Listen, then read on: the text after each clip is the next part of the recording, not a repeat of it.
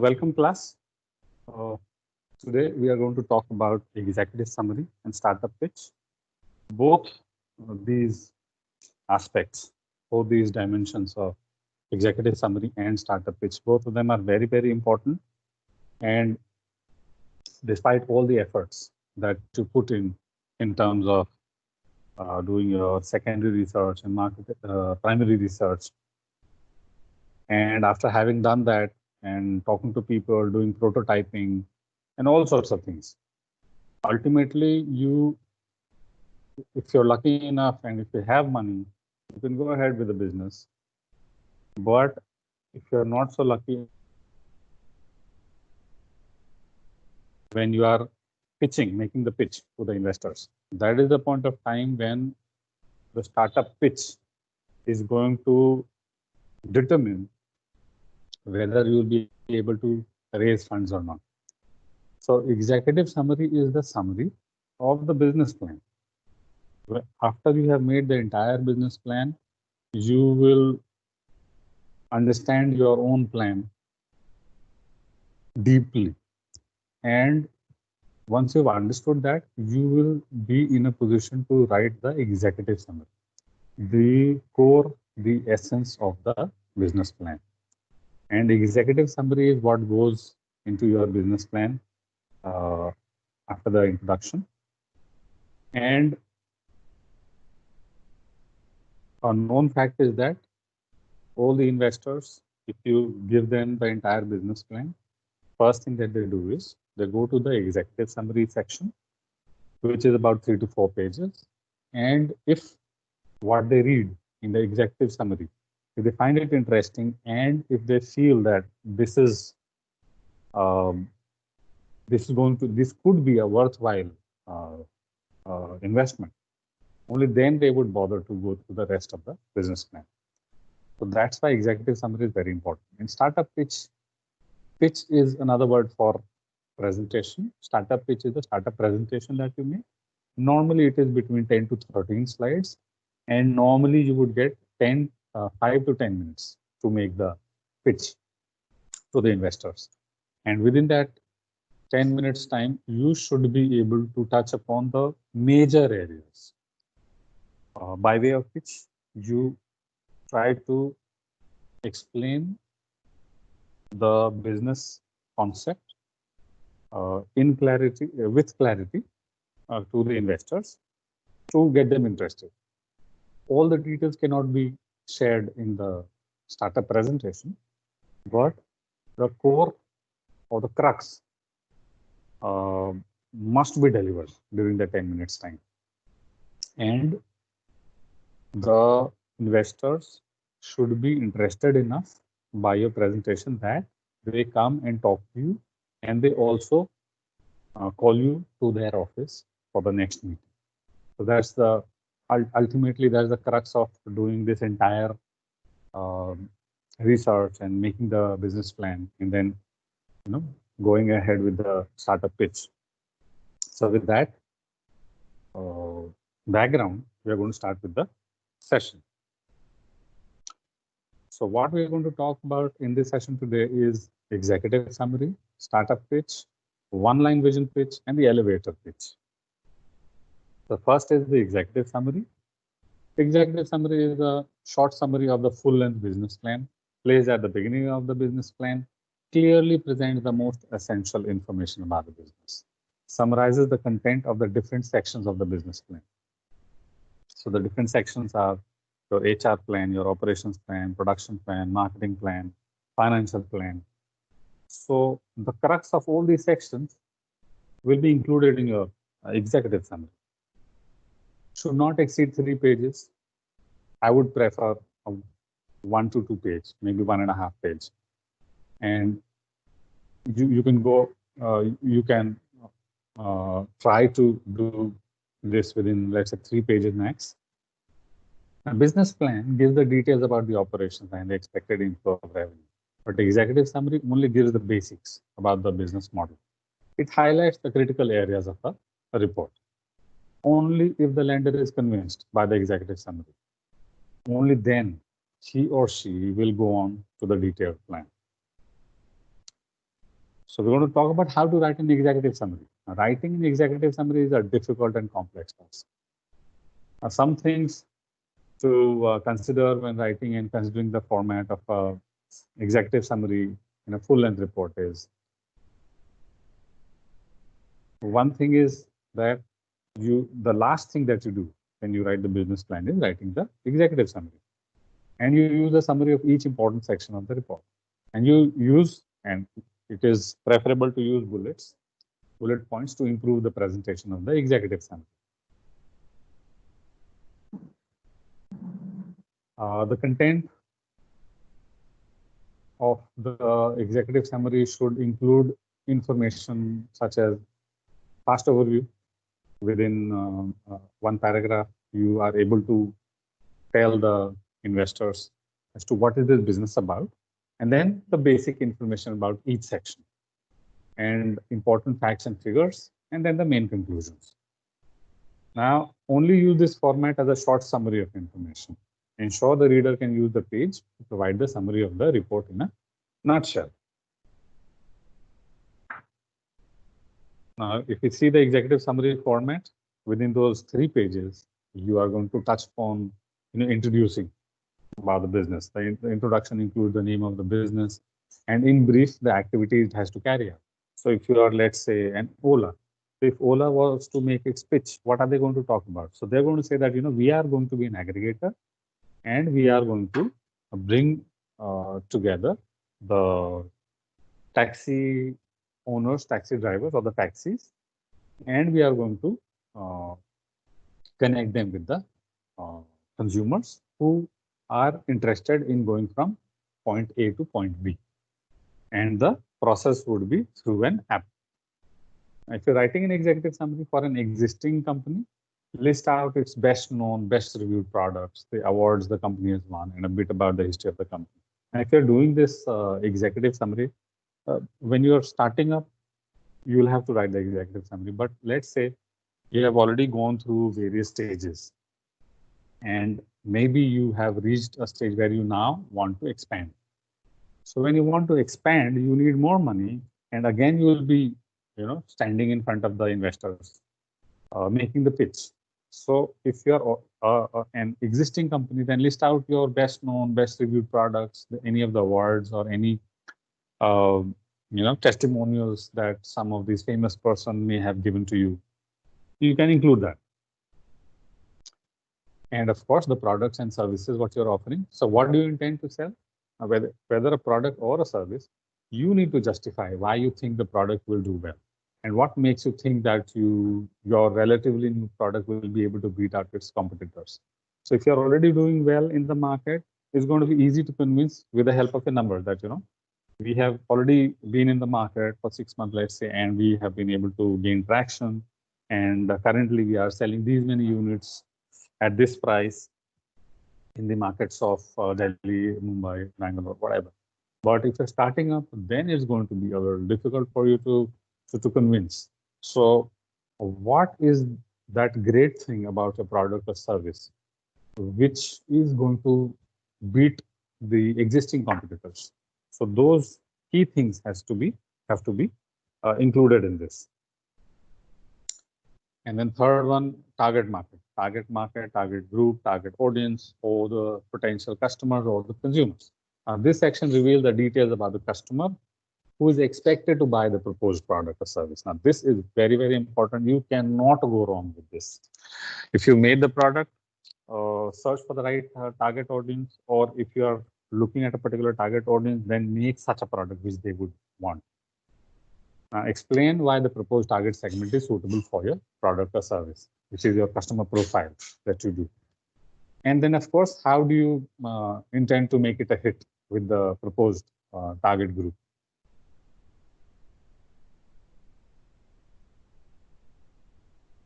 And then the X factor, what's so special about you? So what's so special about you? The X factor.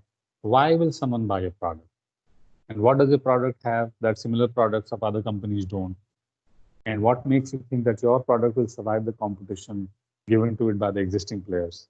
So in short, what's your X factor? So if you want to write the X factor, you have to know what are the strengths and weaknesses or the characteristics and features of the product or services being offered by your customers or by your competitors. And then you have to work on your USP. And USP is unique selling proposition. So when you do say unique selling proposition, it has to be unique. And there has to be at least one USP. You may not be able to create many USPs, but at least one USP, because of which you will be able to beat the competitors, even if it is in a small way. And then the goals and objectives. The goals and objectives lay down the short and long term expectations of the business plan. Our goal is to reach these many markets, this much turnover. Objectives is to create a particular niche about your niche for your company in order to stay relevant and stay competitive in the markets.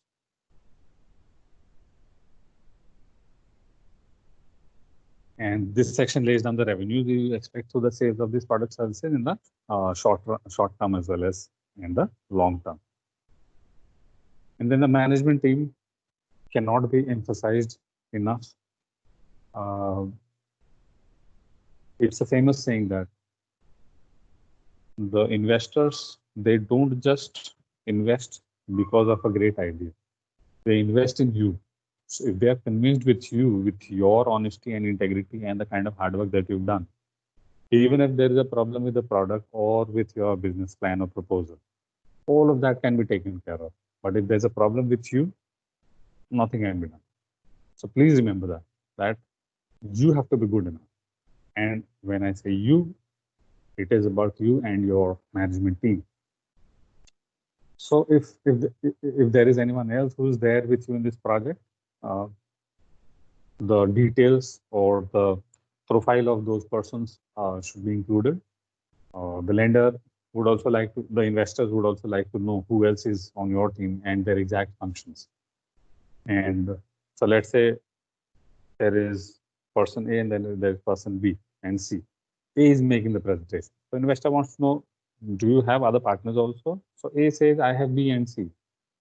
So then the investor wants to know that who's B and C? Well, B has this particular capability with this kind of experience. C is with this capability and this experience.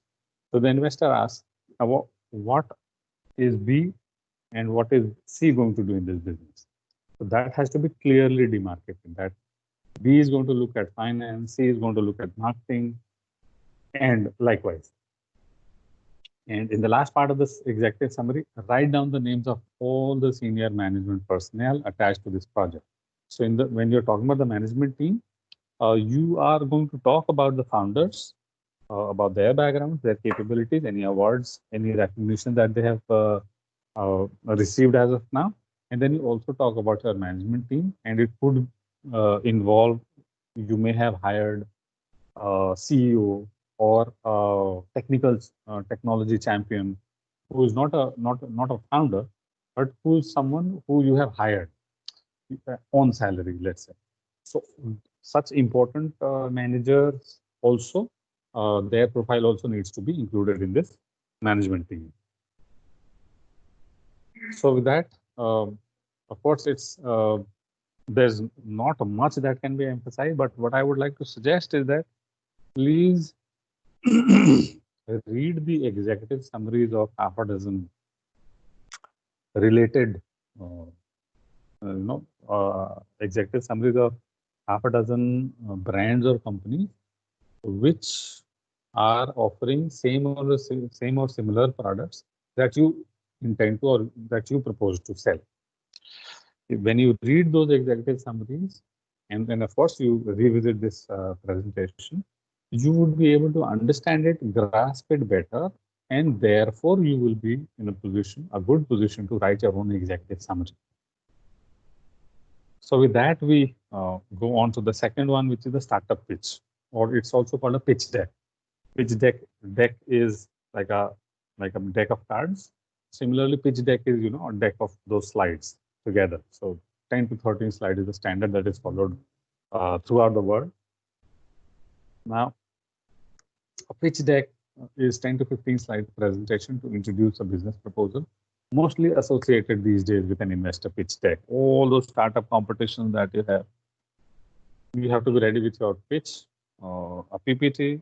If you have any prototypes or anything else that you would like to show, maybe a short video, 30 seconds or something like that, to actually show how a product is working, or show a testimonial given by some celebrity or something like that.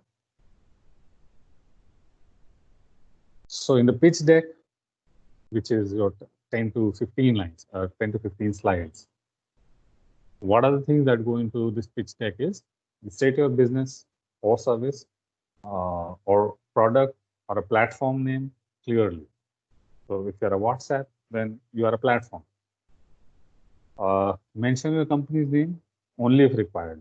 Just in case you have started working on the business idea and you haven't given a name to your to your idea, or you haven't registered the company, then you may not mention the name of the company here. Okay, so mention your company's name only if required. State a tagline only. Repeat only if you really know what your business is about, or it's an existing established tagline. So mention your company's name only if required. State a tagline only if you are very clear on it. Else you risk creating an impression about a business that may spook the investor and or start the discussion with the debate. So taglines are very tricky.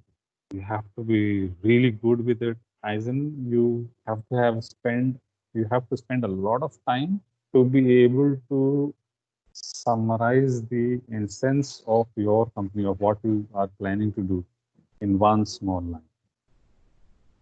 Now, one thing is that taglines are out, benefit lines are in. It's like, instead of writing a tagline, you talk about the benefits. So what is the, let's say, the benefit line of WhatsApp? If you remember, connecting people or something like that. So if you see the advertisement of WhatsApp, it will tell you that, what does Facebook or WhatsApp stand for. Just like Nike's tagline is "Just Do It," but then that is a tagline, not a benefit line. Today, it is recommended that you talk about the benefit that customers can derive by taking a product or service. So benefit lines are in. So you could use a smart benefit line if you're very clear on that. A benefit line: what does your business do, for whom, and how? So try and keep it really crisp. So your business does what? What does Microsoft Excel do? So it helps the businesses maintain and make meaning out of data. Is what Excel does. And what would be the benefit line for, let's say, Johnson & Johnson? You help the moms take the best care of their children, infants. So in one line, essentially, you are delivering the what do you do and for whom and how does it benefit them. Okay, what is the problem that you are addressing? Clearly state the need or the pain that you have identified. People are facing a lot of problem in, let's say, attending online classes. Children have a lot of problem. They feel very anxious and they cannot sit in front of a screen for a long time.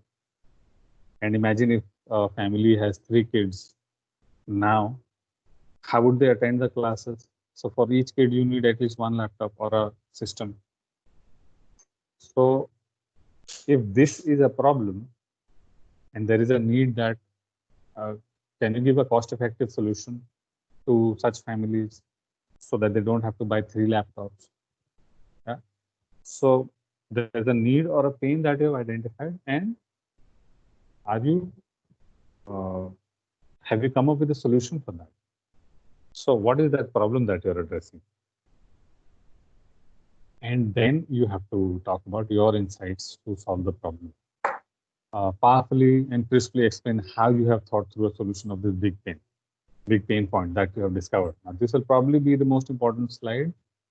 And nowadays, people cannot go out to do shopping and things like that. So what we are going to do is that we are going to bring the entire shop to your home, and people can. So it can be something like a truck which comes in with the grocery and all those things which a family requires, and it's going to come to your building, and then you can do the shopping over there. And maybe that truck that comes, it will not even have any person inside. It is a let's say a driverless vehicle, and everything has been sanitized, and one by one people can go inside and do their shopping. So this could be your insight to solve the problem. So powerfully and crisply explain how you have thought through a solution of this big pain point that you have discovered. If you are not solving a problem, then you are the problem. Please remember that. You have to be a solution. Only then there will be space for you in the markets. Okay. And this will probably be the most important slide because a lot of us know the problems, but we don't know the solution. So this slide is what is going to deliver the most important thing. The problem identified and solution found should be business worthy enough to proceed from here on. Business worthy means, is the pain or the need so universal? Are there enough number of people who are facing that problem? And are they ready to spend a certain amount of money to buy the solution to that problem? If the problem is very minor, then the market is not going to be worthwhile for that, and people may not want to buy your solution. So is it business worthy enough? There are a lot of problems in the world. Not all problems are great, great opportunities. So this is something that you have to reveal by way of data. How big is the problem? How many people are facing it? And how much would they be ready to pay for this solution? And therefore, how much revenue would you be able to generate? Of course, if you can have the visual references are the best thing that can be done. At this stage, it would be great if you show the problem and the solution visually. It can be in terms of a 30-second video also. Now, if your startup is a website or an app, then set up a live link so that you can present it directly if required. So if you are an app, simply you connect it with your with the the projector, and then you can actually show it on the large screen. Use the app, show it how it works, and you can also give the link to the investors. The investors can immediately download it and then use it then and there to see how things are. And investors like to see the solution just as much as they can imagine it. Anyone wants to see the solution. If you just tell me things and you want me to imagine it, that is a little bit of a pain. If you can show it to me, I would be happy. This also sets the stage to prove that you have a prototype built out already. Now, imagine you say that we are going to build an app which will do these things. You are just proposing. It is on paper, on paper only. But if the prototype is ready and it is working, then you can very easily convince the investors because you have a solution there in front of you, and that solution, the whatever device you have made, the investor can actually see how this device is solving the problem. And then what is your business proposition? Describe crisply at a high level. What is a business proposition? What will you offer? To whom? Why? For what? And the benefits of doing so for you. Meaning to say, what is the product or service that you're offering? Who is the target audience? Why do you think that this target audience is going to buy a product? As in, what pain are you solving? And for what? As in, for how much money would they be ready to buy your product or service? And what is the benefit that they will, and what is the benefit for you? Now, this one is very tricky in the sense that why are you doing this business? So any business that you do is to make money. But then why are you doing this particular business? What is your interest in this? there is emotional interest, there is mental interest, there has to be some interest, because if you have a valid reason why you're doing a particular business, then you would stick to the business and you're going to fight tooth and nail to keep the business surviving.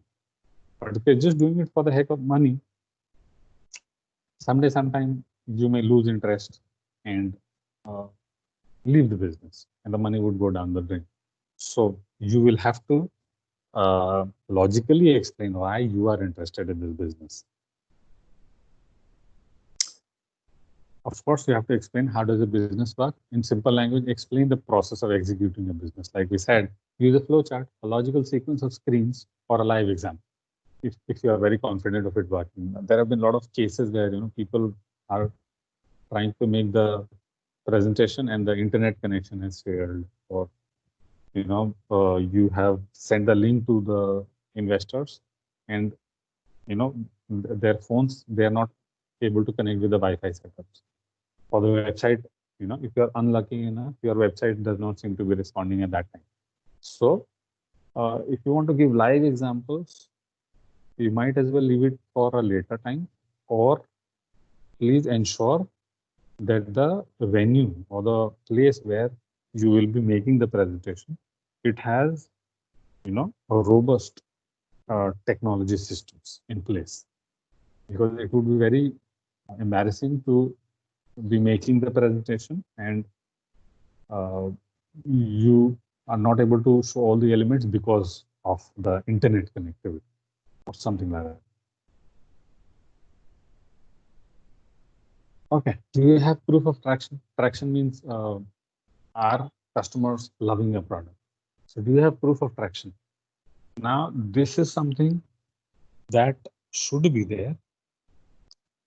Now, you may ask the question that, sir, if we are just starting up, how would we have proof of traction? We haven't even rolled out.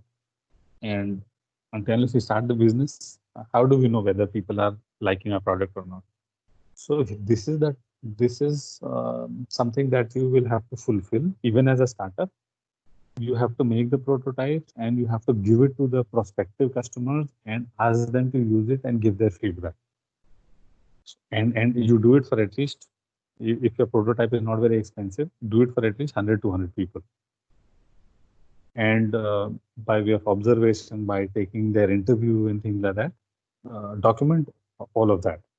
And that is what you have to present over here, that whether you've had any success, people are liking it, people are actually using it, and you can actually see that, how your product is solving their problem. If you have been there for about, let's say, 6 months, 1 year, 2 years, then you talk about your audience growth, customers using the service, the brands with whom you have signed up, as in if you are supplying to the brands, or if you have taken some corporate orders. So, the orders that you've got, or the clients that you have already paid to you. So if anyone pays to you, you would have the proof of that, we have already done this order for Tata or Reliance or something like that, and there's a proof for it. And then you can also give a reference where people can get in touch with those companies and ask whether they had actually given you the order or not.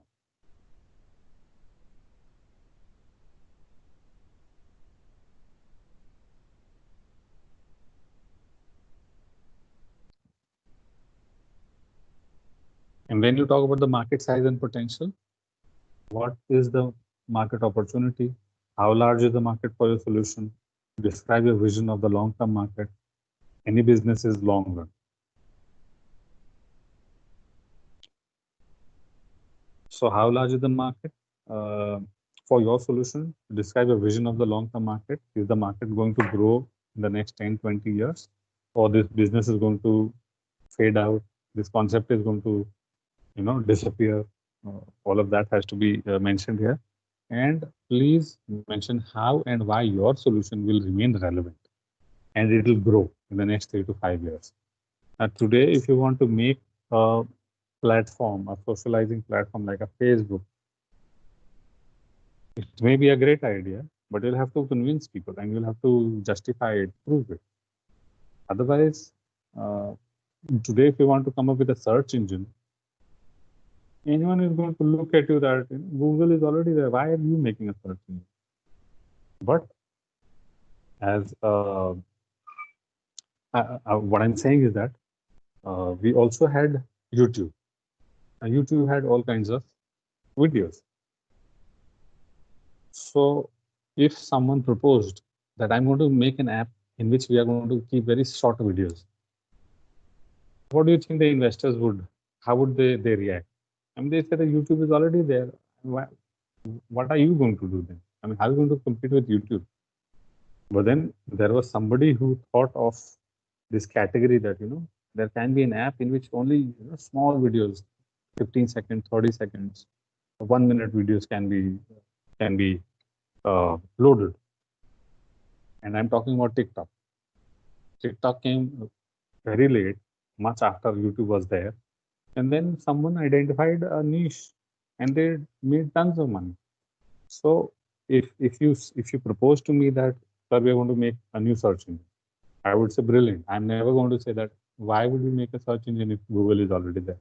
But then you will have to convince me. You will have to have that uniqueness in your idea, that what are you going to do in terms of search engine?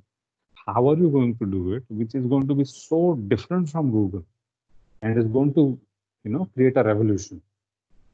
And you will, you will snatch away a significant proportion of the market from Google. So it's absolutely okay if you come up with such ideas, but then you'll have to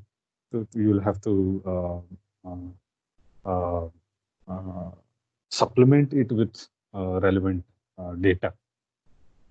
Yeah. And how long are you going to stay relevant? And then, of course, competition mapping. Who you want to do something for a particular target audience. You also have to be talking about competition mapping. To explain boldly, without fear, who is your competition, what they do, and how ahead or near are they to you. Who has founded them, and has there been any acquisitions in this space? So what you're saying is that please talk about the competition. Also talk about how good or bad they are, or how good they are in certain areas and weak in certain areas. And if you can find out, of course, you have to talk about how ahead or near are they. Meaning to say that, let's say there are 3 more competitors. Are they ahead of you, or are they very close to you, behind you? That has to be mentioned here, which reveals that you have done your fact finding. And who has funded them? If someone has funded them, and if you are able to find that data, it will be great. That proves that you have that quality of digging out data. And has there been any acquisition in this case? Now, imagine if you say that there are 6 competitors as of now, and all of them started in the last 3 years. And out of these 6 competitors, 2 of them have been acquired by big companies. This means this particular domain is doing very good.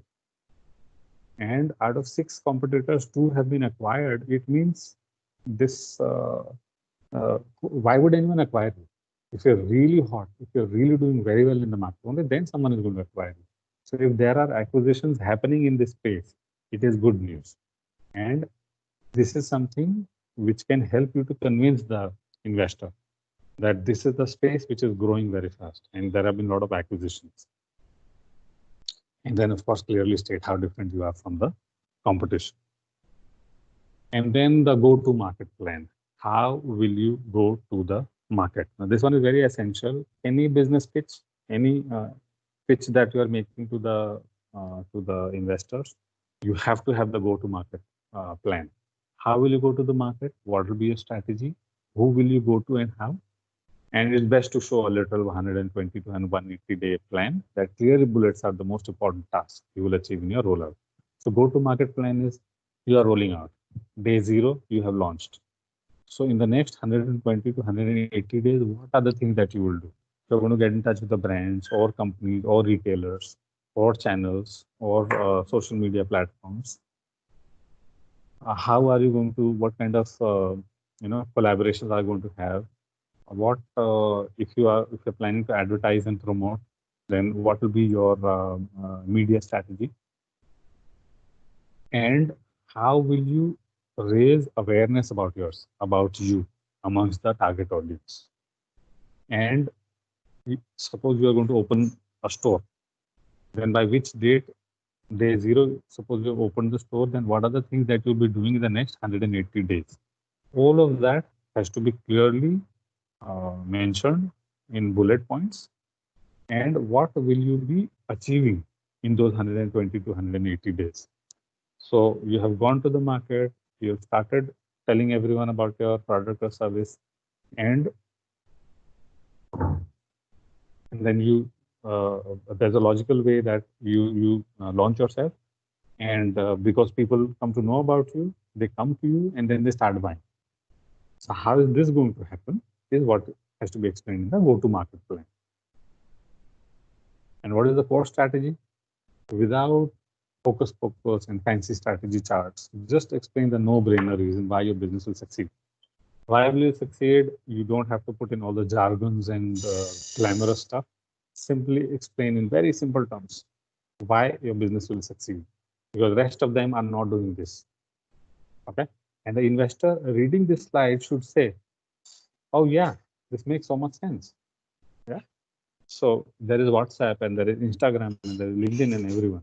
And you come up with an idea, and when you are telling your core strategy, this is something which is not being done by any of these players.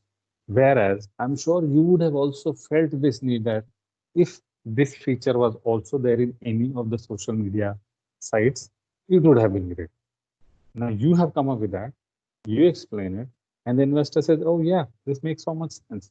Now, if the investor says this, you have done a great job. You've nailed it, and the chances of you getting the funding is going to be very, very high. And then financial modeling. We have already gone through the financial planning. Financial modeling is how are you going to make money. So it's important to discuss how to think of revenue modeling, not how much revenue you will make here. So here it is not about how much money, but how is the money going to come. The investors, they need to understand that to get the model right, then assume scale will apply itself. So what it means is that investor wants to see how will you make the money. How much money is not such a big problem. Explain to me how will you make the money. And then later on, economies of scale will come. You are going to scale up the business, you are going to expand and things like that. That is going to happen automatically. But have you got that model right is what an investor is interested in. Now, having said this, you must have a clear understanding how large a business can ever become in revenue top line. Meaning to say that you should have a fact-based understanding that how large can your business become in 5 years, 10 years. How big is the universe? It is a favorite venture capitalist question. How large can this become? If you're talking about,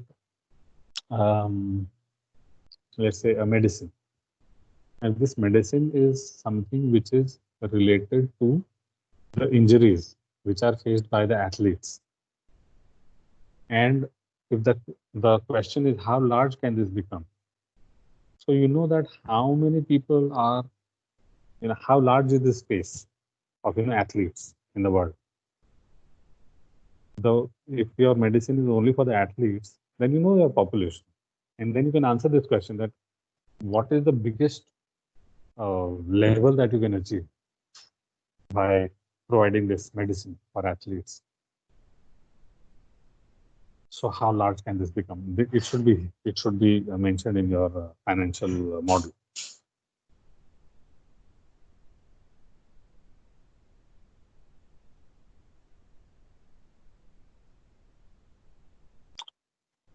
And the most important part, you may be scared or you may feel a little shy, but then what are you looking for? So since it's usually the money, simply state it. If it's relationships, partnerships with portfolio companies, etc., ask. So there are chances, there can be times when you say that, I'm not looking for money. I want your blessings. I want to connect with your business. I want your chain of, let's say, 1,000 stores. I want that help from you, that you sell my products. You allow me to keep my products in the store shelves of your chain. So it could be that. If it is money, ask for it. If it is a relationship or any kind of collaboration, say so. And then the cash flows. Cash flows out when you are buying something, or when you are hiring people, you have to pay the salary. Cash flows inside whenever you are selling things. So in the cash flow, mention the cost of doing business that you want to build here. Take 18 or 24, 36-month window and detail the costs. CapEx and P&L here. CapEx is your capital expenditure. P&L is your profit and loss. So we are talking, you have to talk about the cost over here, not the revenues, and to demonstrate what will it take to build the business. So what we are saying here is that you are free to take a window period of, let's say, 1.5 to 3 years. And in those 3 years, you have to clearly show what is going to be the cost of running the company, what is going to be the cost of production per unit, how much are you going to produce, and how much will you be able to sell. So whatever operations you are doing and whatever you are producing is going to suck in a lot of money. And then whatever sales you make is going to bring you a lot of money. Now that is what your cash flow is all about. And when you're talking about these cash flows, please do not forget to include your own salaries. Let's say you deserve a salary of 1 lakh rupees. You may not put 1 lakh rupee as your salary here, but please factor in some survival salaries for yourself and your partners in this slide. So meaning to say that if you're worth 1 lakh and because you're starting up, you can't be charging 1 lakh rupees because you're just starting up. But then you can keep a salary of at least, let's say, 30, 35 or 50,000. That you need at least 50,000 to survive, because you, as a person, as a founder also, you also have to sustain yourself. So your at least survival salaries should be included in this. Any investor would ask, investors don't want you to take salary. They wouldn't want. Free mein kaam karo. But everyone knows that if people are running the business, they also have to take care of their households. So minimum survival salary has to be there. And that is a cost. And that cost should be included in the cash flow. Otherwise, you are being unrealistic. How can you be working for free? It does not happen like that. And it is not practical. And then we have the revenues and scale. So revenues are the money that you make by way of selling the product or services. And scale is the total volume and the value. Volume is always in terms of quantity and value is in terms of money. So if you have a clear vision, try and make a table, tabulate a simple table to understand revenue projection. Meaning to say that first year, first month, second month, third month till 12th month, how much money do you think you are going to make, as in how much sales would you be able to achieve? So first year, month-wise, and then second and third year, year-wise. So put it in a table that how much revenue will you be able to generate. And the tricky part, the critical part, but also that part which helps you to convince the investor that you have really done due diligence. No one wants to talk about the threats or the debts or the weaknesses. You have to be talking about it. And when you talk about this, is the sign of a mature person, of a mature business. Mature business has a mature team. So you have to be bold enough in detailing what would kill your business. So you tell the investor that, we are definitely going to make a lot of money, but in case a particular government regulation comes into place, which is exactly opposite to what we want to do, that can kill your business. If we have a major havoc like a COVID-19, that could kill your business. So what are the things which could kill your business? Is something that you should talk about. What is the darkest nightmare that could come true in case this happens? We are dead. So we know that अगर ये हुआ तो sir फिर दिक्कत हो जाएगी, तब मुश्किल हो जाएगा. We may not be able to survive. So it is important, and it is expected that you know that what can kill you.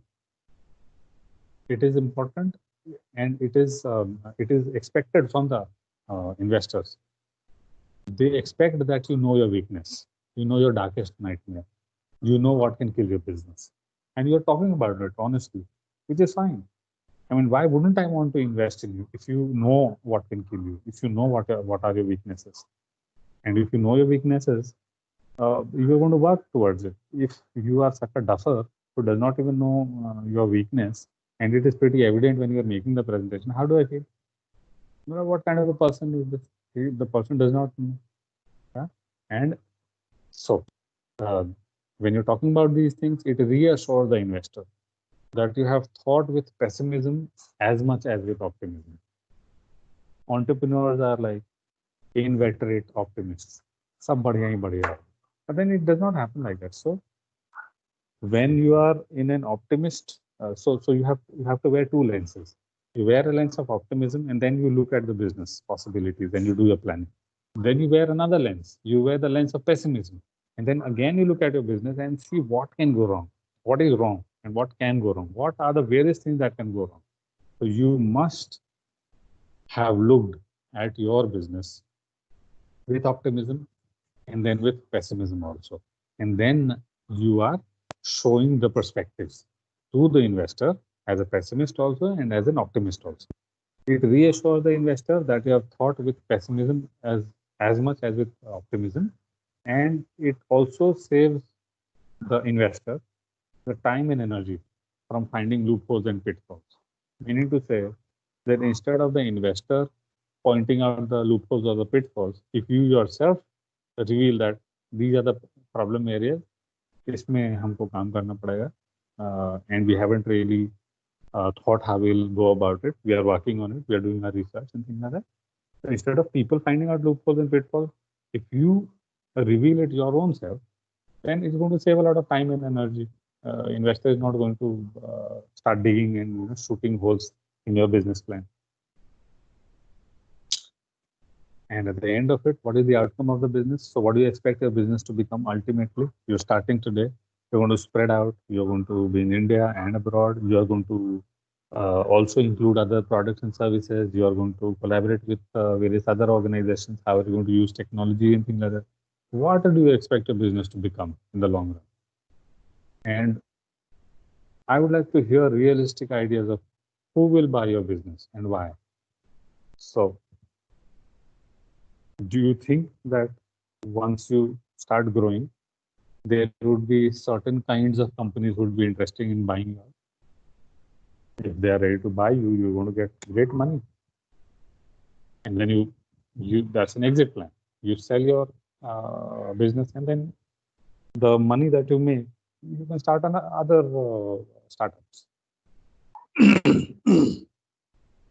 And if you think that this idea is great, it's going to be huge, and it can go on forever. It's a valid business. It's a great idea, and it's an idea which can go for centuries. So which means that this idea has the potential to spread itself across, let's say, the nation to start with. So if you think that this can be listed in the stock market, if you think this is IPO stuff, IPO is your initial public offering. So if you think that it is such an idea that it has a lot of potential, it can cover all of India, and we would require that much of money, and that much of money will be available only from the stock markets through initial public offering, then provide the name of the companies in your industry who have listed. You need to say, let's say, you want to be another Ola, or let's say someone, there is Zomato and Swiggy, you want to be a Food Panda, something like that. And if you say that this business is great and one day we will also get this business listed on Bombay Stock Exchange and National Stock Exchange. So when you say this, you will also have to provide the name of such companies which were doing same or similar stuff as you are proposing to do, and if they have been listed on the stock market. If yes, then what you're saying makes sense.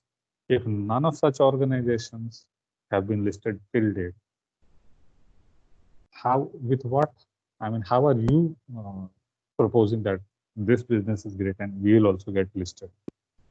Yeah. So you could be acquired or you could go ahead with an IPO. IPO is the biggest thing that could happen of listing on the stock markets. And then we have the founders and the team. Now, there are two ways to look at it. Some people, they talk about the founders and the team in the beginning, and some people talk about it at the end. Now, this may be presented at last. Some teams prefer to present it first. Now, sometimes when you keep this slide in the beginning, in the first few minutes itself, the entrepreneurs and the investors, they start discussing what each of them have done or they've been doing up to in the past. So if people see your team, the profile, and then they see what have you done, then this thing starts going in the mind that, आपने किया क्या है इतने time में? One person, second person, third person. So instead of such kind of thoughts starting in the minds of the investors, keep it for the last.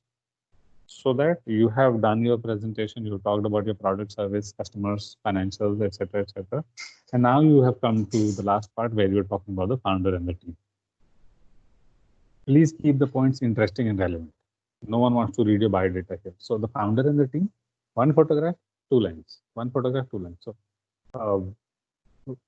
when you show the slide in which you have the, let's say, 3 founders, and you are giving their brief bio, then it should not take more than 15 seconds to read, look at the photo and read who is what. Someone has studied from Wharton, or someone has studied from Harvard, or someone has studied from NID or NIFT, and one person is from IIT. 15 seconds and you can see the people, their photograph and their bio. That is more than enough. You don't have to have your entire CV over there. And this is something which I really like about this, is that you can yourself include some questions to which obviously you would have answered. So you may, instead of asking that, if you have any questions, I would be happy to answer them. Instead of that, you could put it the other way around. Right? Did you have these questions in mind? So mention some mock questions that may further explain the pitch better. So also, if a couple of investors ask you questions, then be rest assured that others will probably ask you the same ones. So add these here as you go along your pitch process. Now, did you have this question in mind, that what will happen if something goes wrong? If there is a big competitor which enters the market, or did you have this question in mind that in due course of time, how will we be able to survive in very competitive markets and things like that? So you yourself pose the questions and then you answer them instead of people asking you the questions. Now, how would you know that what mock questions should you include? So when you are making presentations, during the first few presentations that you make, you will realize that most of the investors are asking the same questions. So when people have gone through your presentation, there are 3 or 4 questions which everyone asks. So when you're making the 5th presentation, include those 4 questions in advance. Because you know that, again, this time also, someone or the other is going to ask these questions. So instead of them asking the questions, you yourself pose the question and answer them. Of course, after you have posed the mock questions and you have answered them, then there could be further a couple of more questions that may come from the investors. So this is a great thing to do, that to keep those questions in mind. Imagine you have a question in mind, and before you ask, I myself tell you that you may ask me this question that how is this going to happen, or a particular question, and the investor feels कि यही तो मुझे पूछना था. Okay, fine. Now you have talked about the question. Now give me the answer. And yeah, that's it. Add the thank you slide. And please note, it is not advisable to discuss valuations and what equity will you give away, etc. at this stage. Investors want to think, discuss, and come back with a conversation. So keep things and some topics open. So when you're thanking, you bring it to an end, and you don't talk about the valuation that, this is the value of our company. And therefore, if you give, let's say 1 crore, you will get this much percentage. So don't talk about that. You just talk about this is the money that we want for these things. How much equity will I give you? How much share will I give you? Is not something that you should present here. Let them think, let them discuss, and let them come back to you with a conversation. And let the conversation continue, and gradually you will be able to